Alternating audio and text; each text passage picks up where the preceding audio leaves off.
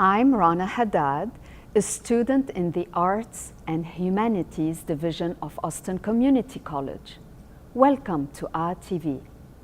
RTV provides a showcase for the many programs and activities of our large and varied division, which includes art, dance, theater, philosophy, creative writing, foreign languages, and English for speakers of other languages, including the deaf and hard of hearing. Our first selection is titled Peace and the Public Life. This video documents the annual conference of concerned philosophers for peace, which was hosted by the Department of Philosophy in the fall of 2011, when the Occupy protest movement was at its height.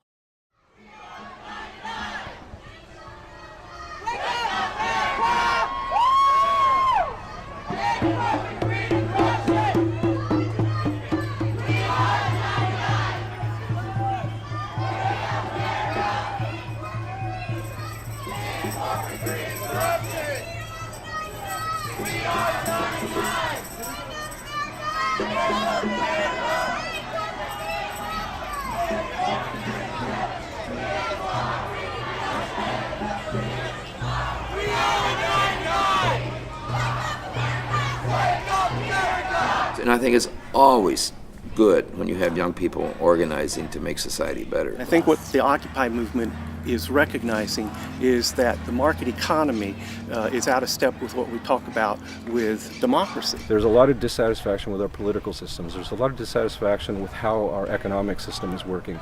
There's a lot of dissatisfaction with our treatment of the environment.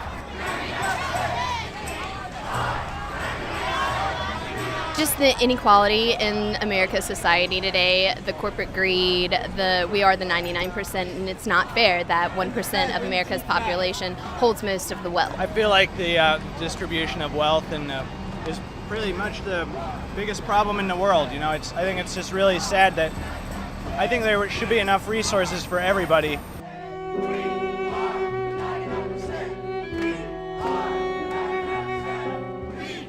There was a time that we were all sisters and brothers. The night sky, our ceiling, the earth, our mother, our parents, our leaders, and justice, our guide. Most people in our organizations would talk about positive peace, which is not only the absence of war, but also the presence of justice. And so if you can imagine a world like that, you can imagine the difference between what some call negative peace, just the absence of war and violence, and the desirability of something like positive peace, which is a world in which we have not only negative peace, but also the presence of human rights, the presence of a kind of awareness of a relationship to nature and sustainability, and a sense of solidarity and community with one another. But there's been a tradition of philosophy and public life since the time of Plato. And there have been very famous philosophers who were very much public figures. I've looked into some of the work of Camus and Sartre and Bertrand Russell and John Dewey, and they very much saw that the philosopher needs to get out into the public. How do we take the insights from the philosophical tradition and the tools of conceptual analysis and apply them to trying to think about very, very substantial problems in our world? Problems that diminish human life, that are about the violence that confront many different kinds of communities. How can we as philosophers contribute to finding solutions for these problems? Because I don't think it matters much for us to sit around and just talk about philosophy and to talk about ideas without actually taking some of those ideas into our own lives and hopefully making change. The themes that we're really exploring here have to do with immigration as well as environmental policies. Frequently those intersect. We're really trying to realize the dream of American democracy, which is a dream of inclusion and a dream of equality, and I would hope also one in which we can learn to solve our conflicts nonviolently.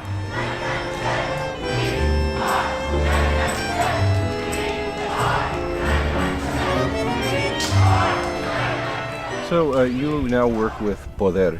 What would you say are the struggles about environmental justice and sustainability today? What are the sorts of issues that you think are important? Yeah, one of the big movements of the environmental justice is looking at the whole issue of being exposed to chemicals and toxics and looking at how those impact it, because And numerous studies have showed that most industrial plants or industrial waste or industrial recycle is in communities of color. So we need to protect not only the earth, but ourselves against these chemicals. And so in being involved in the environmental justice movement was, how do we get rid of these chemicals that are causing harm, not just to humanity, but to nature? We took on some of the largest corporations in the world in order to make sure that the next generation of kids would have the chance of having a healthy life and making sure that they could reach their educational potential and not be sick or damaged. And we have lost some of the cases, but in a lot of them, we kicked their ass. You know, I have to say that. We took on a giant multi-billion-dollar corporations, and we did it with a $2,000 grant. We looked at environmental racism or environmental justice as the poisoning of Mother Earth. So that kind of indigenous concept. Yes, sort of looking at the indigenous concept. When you endanger our Mother Earth, you endanger all of us, and you can't separate us because whatever befalls on the earth is going to befall on us. Human life depends on forces beyond us that create the conditions for our lives. For all of us, our physical being is only possible because of our human grandmothers and mothers, but beyond that, our physical being depends on the environment in which we live.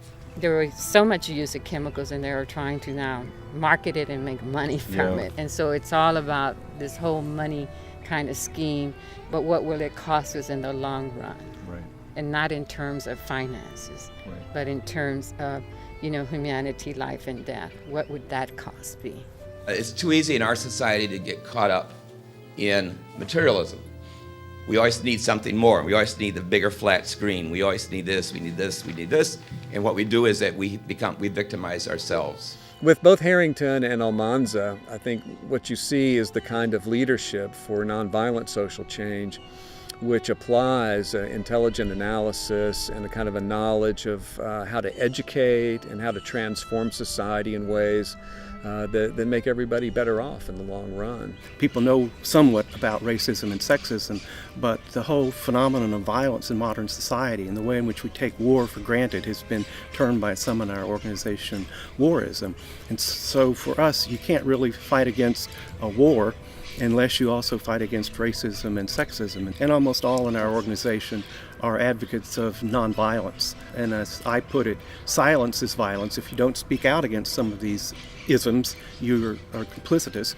But when breaking the silence, you don't want to turn to violence, to try to find nonviolent strategies. And many of the ones in our traditions, whether you're talking about Gandhi or King or Chavez, are advocates of nonviolence in terms of trying to bring about more social justice.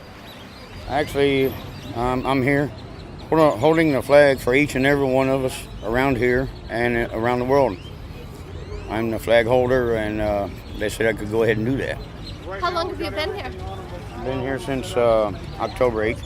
Okay, wow. I might have missed 3 nights out of the whole time that I've been here, but I flag 4 or 5 in the morning. Sometimes nobody be out there.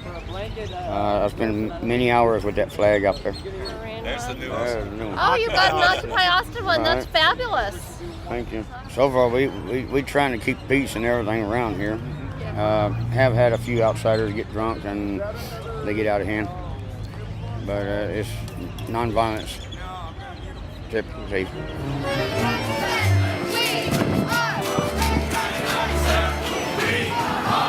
I think what is really good, always in academia and always, I think, with respect to philosophy, is try to bring it into life. So it's not just an abstract or intellectual construct, but what do we learn from that? How does that change our life?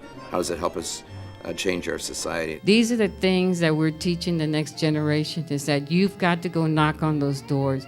You've got to take the step to be involved in your community. We need to have some courage in our lives as well, and if we can't speak the truth, then we're really not living up to our human potential. Every spring, students and faculty in the art department's printmaking program join their counterparts at the University of Texas to make gigantic artworks using a steamroller. That's right, heavy industrial equipment.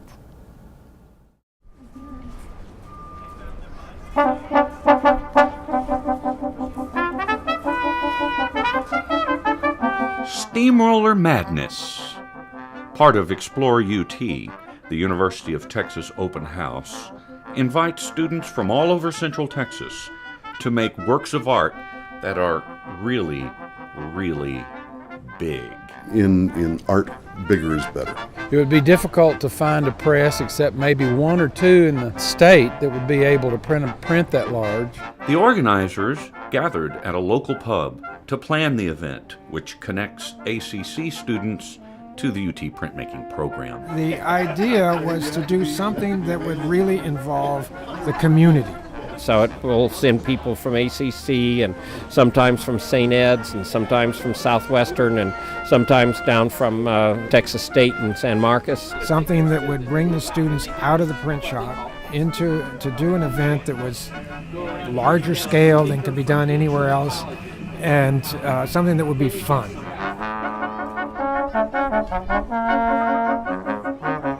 A lot of it's just the spectacle, of being able to have a big, huge gathering around and seeing all the physicality of, moving the roll of carpet and the big piece of Lexan. Among the fine arts disciplines, printmaking is one of the most process-oriented.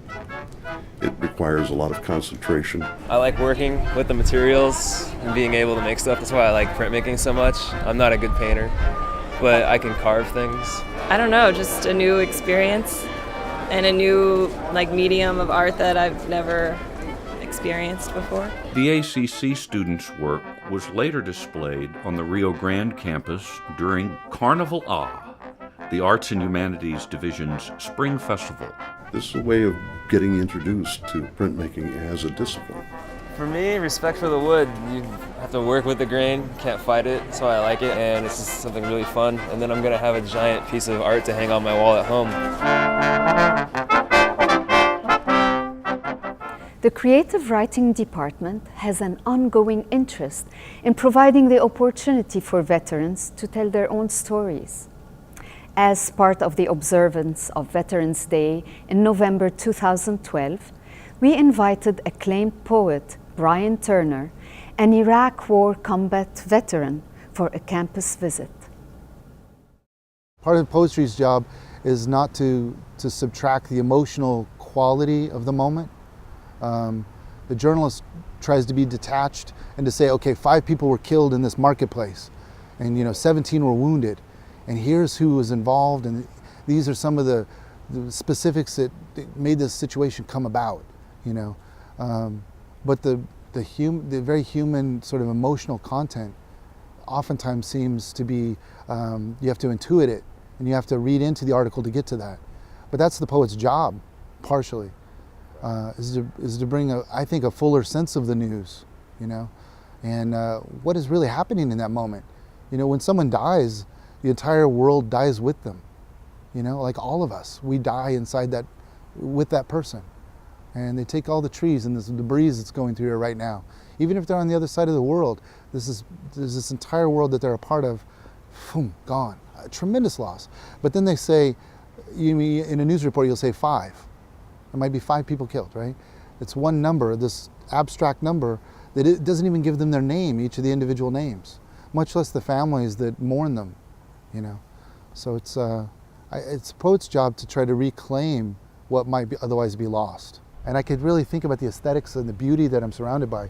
And yet I live in a country that's at war in Afghanistan, And so there are people actively in combat right now, 24 hours a day. But I don't have to think about it. I can listen to the voices from 1941. I can listen to my grandfather to win talk to me about his war. I have this pleasure of contemplation, and it's obscene. There's an obscenity to it that's very difficult for me to reconcile. I mean, you could go to Baltimore, you can go to Detroit, you can go to Fresno, my hometown, and you can see the bombed out cities of America. There's a different kind of war, but there's a class war going on.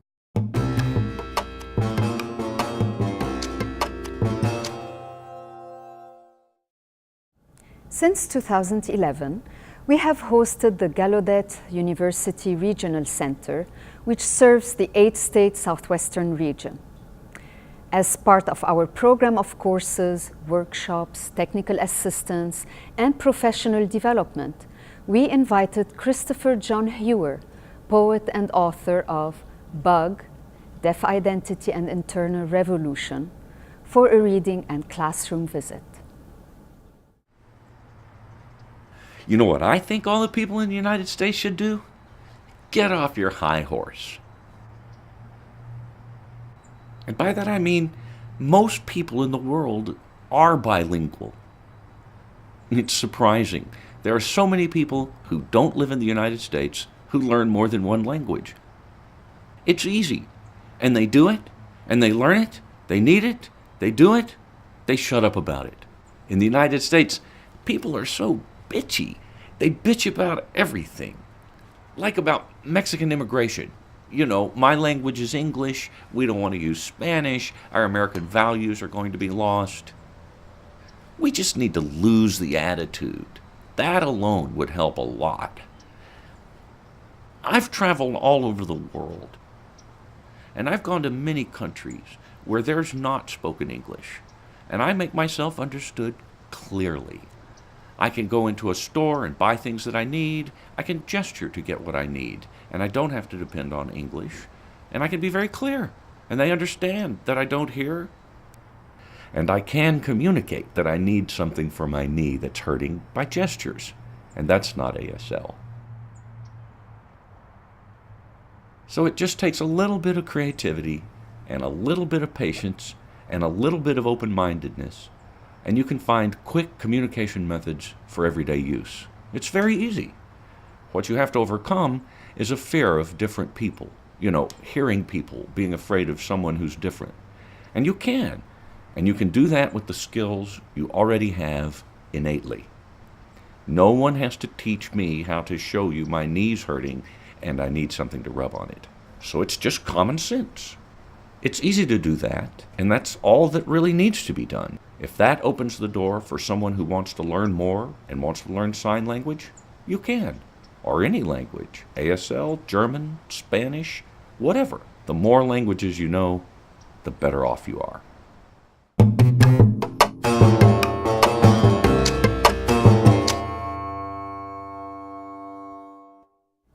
Because the Arts and Humanities division includes foreign languages and English for speakers of other languages, we are particularly diverse with people from all over the world. Our How Did You Get Here project features interviews with ACC students, faculty, and staff who are immigrants or the children of immigrants.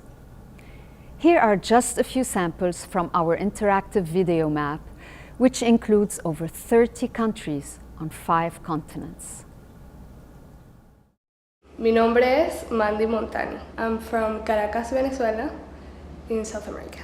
I don't know, I love it because I was born and raised there, and the people is very warm and helpful. Currently, my country is going through difficult times, and here in the United States, I have the opportunities and freedom that I don't have there. I came to ACC because one of the reasons was my base in English is not that great, so I wanted to start like a little bit more comfortable. This is my third semester in ACC.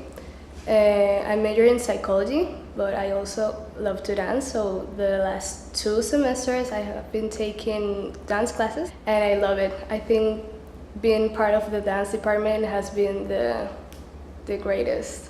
My name is Osmundi Malangalila.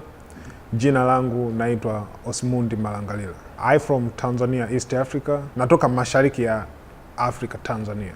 My native tribe language is Hehe, and then I speak a different tribe language, which is Bena, Kinga, and Kusa. In my family, my parents, they are farmers. I'm using Skype to communicate with them. I have email. And then now is Facebook, you can chat via Facebook, so I keep in touch almost every day. I work here as media technician with ACC, and then I'm taking those ESL classes, level 5 grammar and writing, and then level 5 reading and vocabulary. I'm a first-generation Chinese American. My parents moved to New York from Hong Kong. My parents taught me to value and appreciate America, but at the same time to appreciate my Chinese heritage. The things that I value about my Chinese culture are the traditions, the values that they carry, what my parents taught me, to value education for starters, having a job as well as doing good in the world, helping others, being kind, and having spirituality. I started teaching 2 years ago at ACC, as well as tutoring in the Riverside Learning Lab, and I work with deaf and hard of hearing students on their English skills.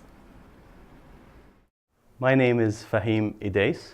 My native language is Arabic. I am originally from a little town in the West Bank near Ramallah, and it was part of Jordan at the time.